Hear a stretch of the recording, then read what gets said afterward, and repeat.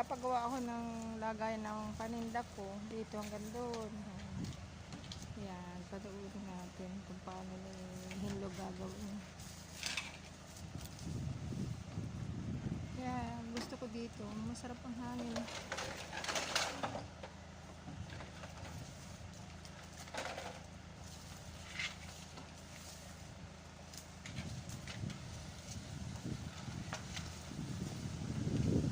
Ikaw yung anak ni Mindano. Sa inyo ba yung tricycle eh? Akala ko.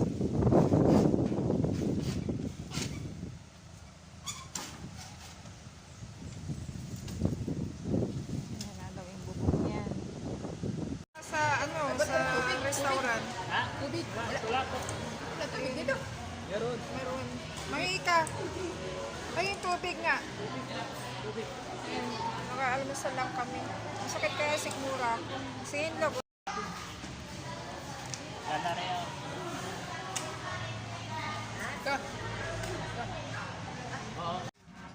Kararating lang namin kanina. Ngayon inaayos yung ano, trapal. Kasi pag umulan ay baka maampiya sa amin. So, nilala na namin yung mga paninda ko dito. Bili na kayo. Bukas ay ano, dito na. Ayan, gitara na marami. Sa labas siya, sa labas siya. Iba ano? Pangilalim ko, pangilalim. Ayan, tanggal nila yung ano. Kasi ibabaw, hindi kakain. Listahan dito guys.